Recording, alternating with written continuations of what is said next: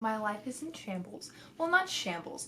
It's just extremely busy right now. The room is a mess because both me and my sister are packing for college. Downstairs is a mess because that's where the rest of my stuff for packing for college is. And I'm filming this on a Monday and I leave Wednesday, so 2 days from now.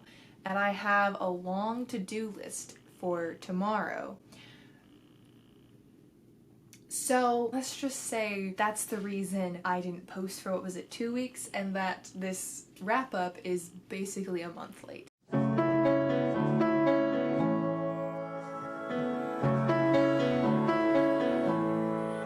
Hey guys, it's Hannah, and today I'm doing my July wrap up and August TBR. I read 8 books in the month of July. So it was a good reading month and I enjoyed all of them and I got them all from my library, and hopefully I can still give acceptable reviews of these books because it has been basically a month since I've read them and I don't have the best memory, so we'll see how this goes. The first book I read is When You Are Near by Tracy Peterson. This is the first book in the Brookstone Brides series, which is like a Christian historical fiction series surrounding a all-female Wild West show. And I haven't read a Christian historical fiction in years. I read a ton of them kind of like middle school age because in my mind I had run out of a lot of the children's books to read, so that's just what I transitioned into because they had a ton of them in my church library. And I love basically all of them that I read, although back then I loved basically everything I read, so that's not saying a whole lot, but I did really enjoy the series, and so it was kind of nice to go back to that genre, and I really liked this book. Basically, this first book follows Lizzie Brookstone, and she is the daughter of the owner of the traveling show, and she does like horseback riding tricks,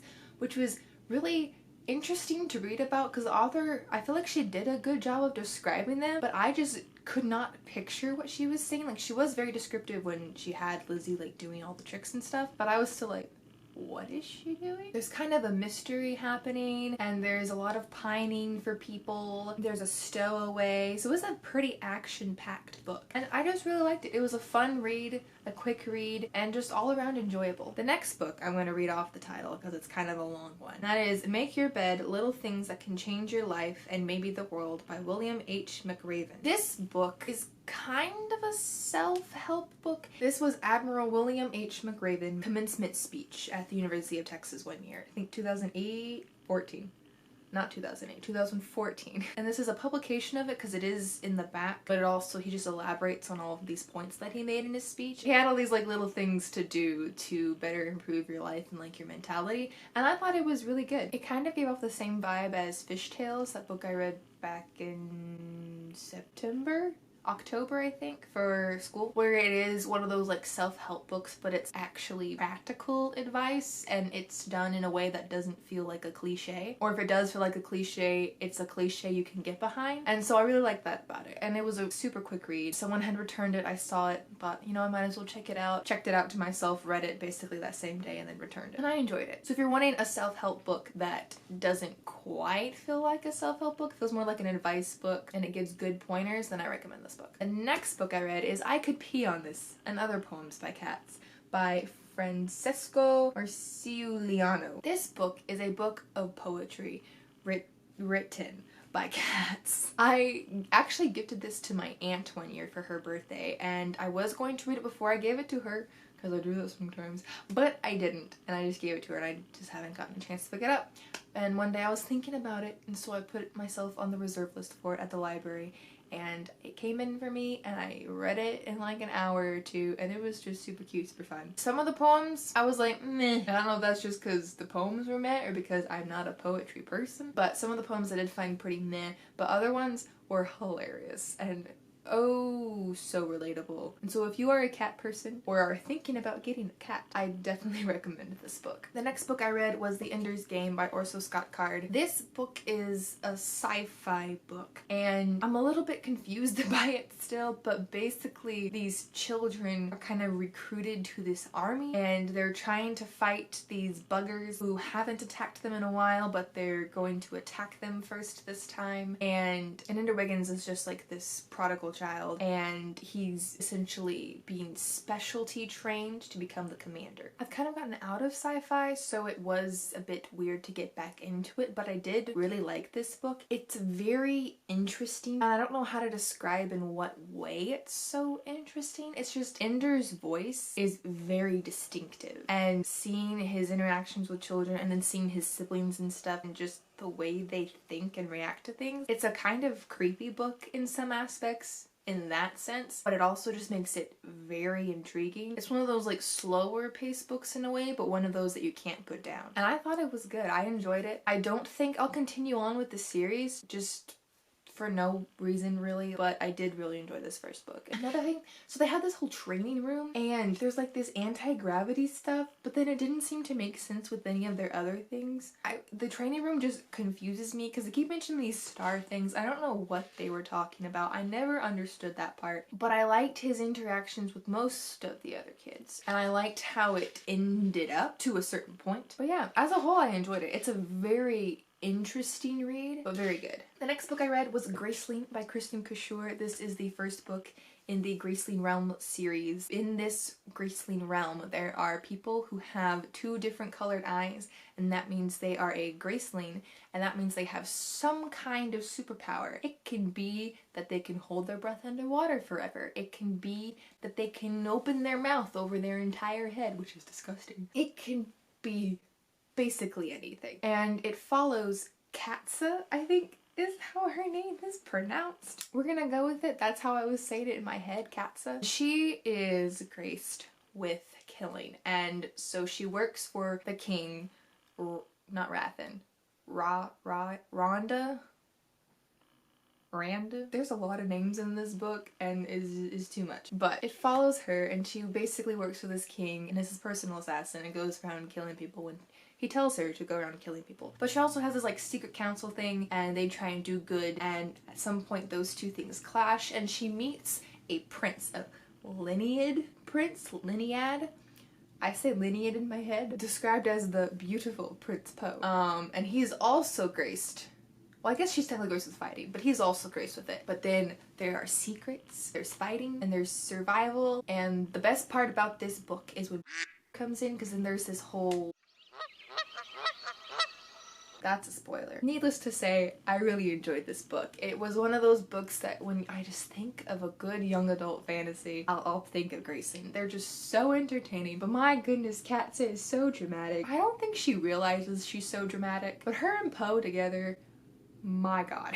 I had a couple of qualms with it, but they're, I think, spoilers, so I'm not gonna mention them. The ending did read a bit slow, I will admit, but the rest of the book is just like boom, boom, boom, fast-paced, turning pages. But as a whole, great book. Highly recommend if you're into young adult fantasy. It's just so much fun, so entertaining, action-packed. Loved it. The next book I read was Stealing Home by Becky Wallace, and this is my new favorite young adult contemporary. I'm so sorry, Jen Bennett and Alex Approximately. You've been on that pedestal for so long, and I commend you for that, but Stealing Home stole it from you. This story follows Ryan, and her dad owns a little league, not little league, that's children's baseball, minor league baseball team. But her dad owns a minor league baseball team, and she's very involved with it. She wants to own it when she grows up. She wants to go to Texas A&M University. This book is in Texas, guys. She wants to go to A&M to get a degree, I think, marketing, and then use that back at her baseball team because it's her baseball team. She's grown up with it. She loves it. But there's something happening, and she needs to save the team. And there's this new player named Sawyer Campbell who's young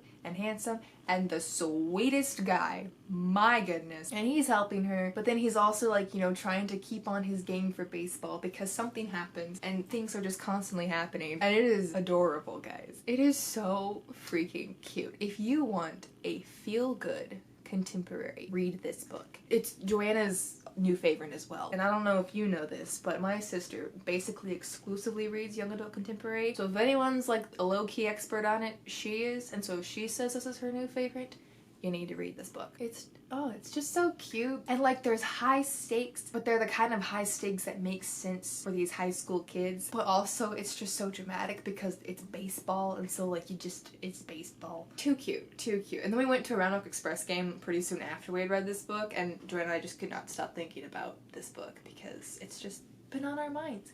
And I want to reread it like right now.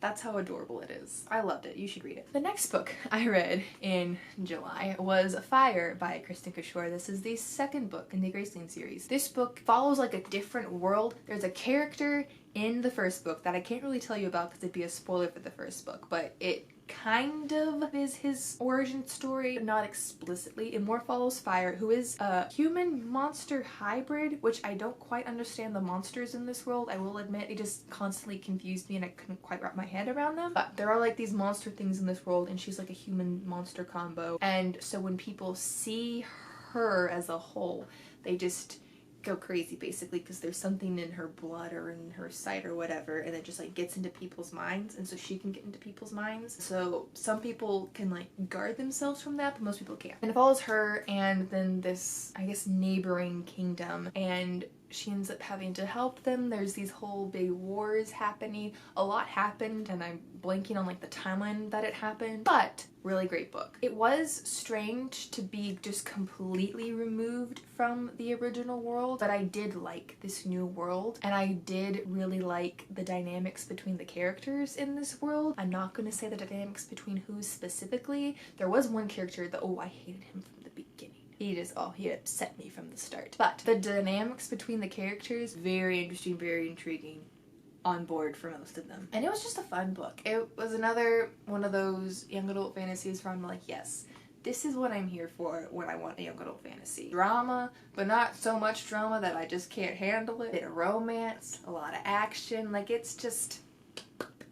Kristen Cashore has been nailing it with these books. I'm currently reading, spoiler alert to my TBR, the third book, Bitter Blue, and she's still nailing it. I think this one might be my favorite. But yeah, basically, I highly recommend this series. Go thank Sarah over that Sarah the Dreamer. Just keep shouting her out because I saw these on her everything, Twitter, Instagram, YouTube, because she just loves these books, and that's why I picked it up and read it, and it's just been fantastic. And the last book I read in July was Georgia O'Keeffe and New Mexico, A Sense of Place by Barbara Buer-Lanes. This book is essentially about Georgia O'Keeffe and her time in New Mexico, but it's divided into, I believe it was 3 essays, and the first one was very interesting because it compared Georgia O'Keeffe's paintings that she did in New Mexico to the real life place where she was, and it compares it to, of course, the modern change that has happened, but also how she actually tweaked what it is. And so her paintings are usually never a direct depiction of whatever she had a picture of or was standing in front of, and how she would alter things for her canvas.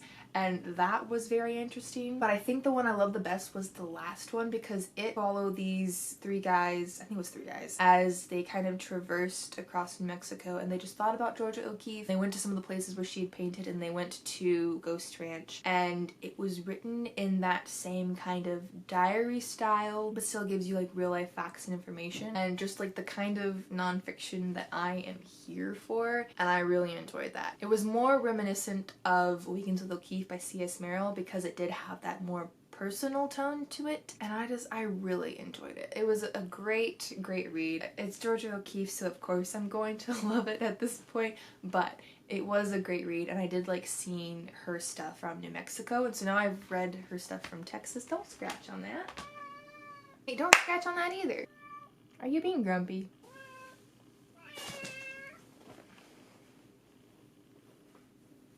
But basically, comparing it to the O'Keeffe and Texas book that I read, I think that was last year technically, or maybe in January. It was over like the Christmas break. Compared to that, I liked this one better because it did have that more personal tone to it.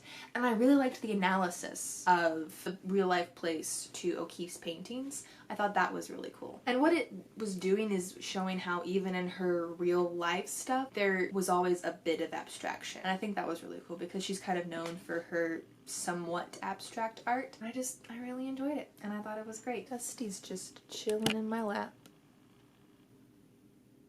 like a champ. We're gonna see how she does with a second move because she moved here, but now we're gonna be moving to my apartment, so I'll let y'all know how that goes. And so that is it for my July wrap up. August TBR. We're in the middle of the month. I'm reading Bitter Blue. I'm not sure what I'm going to read next. I did get to Best of the Boys by whoever it's by, I don't remember right now, on my Kindle from my library, so I might read that next. I've heard mixed reviews. I've heard it's kind of slow in the beginning, and with how busy my life is, I'm kind of looking for books that are quicker paced because that way I'll pick them up more and so then I'll read more as a whole. So I don't want a slower book right now, but it does sound interesting, although I have heard mixed reviews, so we'll see. The slow books is the reason I put down the bookshop on the corner, I believe is what it's called. I started reading it at about 20 pages in and then just decided now was not the time because it was a bit slower paced and I just wasn't in the mood for it, so I switched to Bitter Blue. And I'm glad I did. I've been loving that book so far. Yeah, so that's my TBR. I'm reading Bitter Blue. Maybe I'll reread Stealing Home. So that's it for this video. Comment down below and let me know if you are currently moving, if you're moving to a new apartment, if you're moving to college. If you are moving to college, what year? Are you in a dorm or an apartment? If you are a freshman, I do hope you're in a dorm because I do think that is very helpful. If y'all ever want a college video, let me know. I can do that. I'm pretty decent at college. Also comment down below and let me, oh, you gotta look at her. Look at this cutie.